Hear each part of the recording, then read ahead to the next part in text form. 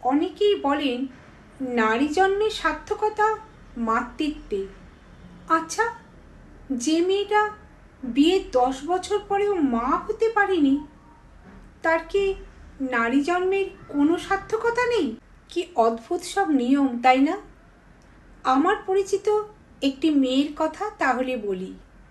বিয়ে হয়েছে 11 বছর। অনেক ডাক্তার, অনেক চেষ্টা করেও সে মা হতে পারেনি।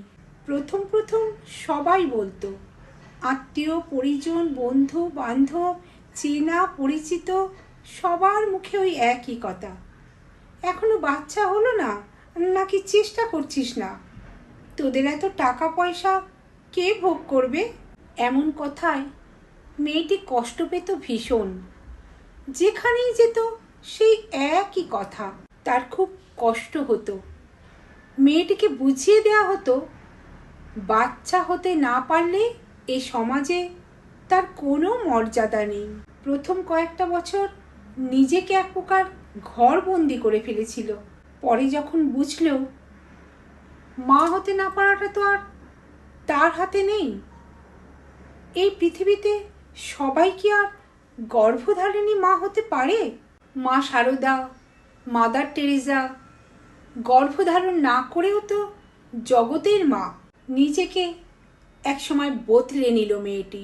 কেউ যখন এই নিয়ে কথা বলতো আর গায়ে মাখত না, বরং উল্টে জবাব দিতে শিখল মেয়েটি। একটা সময় মানুষ তার কোমল সত্তাটাকে লুকিয়ে কঠিন মোড়কে মুড়িয়ে নেয়। আসলে দোষটা তার নয়, কঠিন পরিস্থিতি তাকে এমনটা হতে বাধ্য করে। একদিন এক অনুষ্ঠান বাড়িতে ওই যে বয়স্ক ভদ্রমহিলা যিনি বলতেন বাচ্চা না হলে জীবন বৃথা, তিনি সকলের সামনে ব্যাপারটা মুখরোচক করে বলতে শুরু করলেন। রসিয়ে রসিয়ে হাসতে হাসতে বললেন, এই যে আমাদের বিপাশা, ওর যদি একটা বাচ্চা থাকতো কত ভালো হতো, তাই না? এই যে আমাদের বিপাশা, ওর যদি একটা বাচ্চা হতো, কি সুন্দর মা মা করে ডাকতো।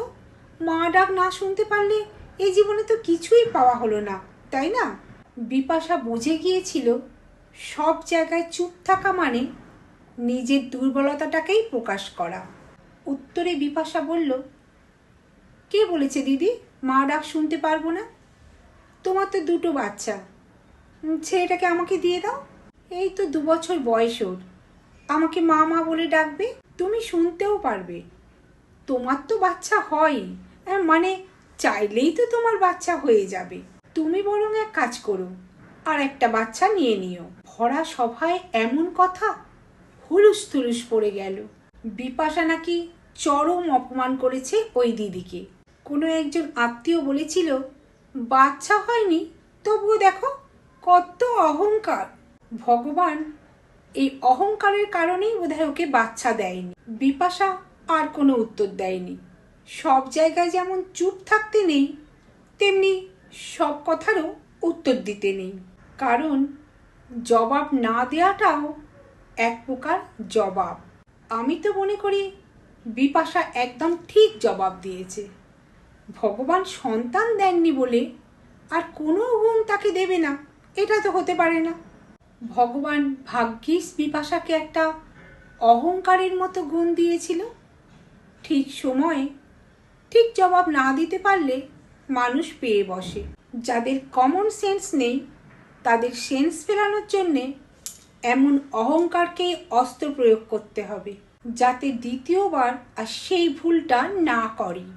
মেয়ে হয়ে জন্মেছে বলে তাকে নরম হয়ে থাকতে হবে এমনটা মোটেই নয়।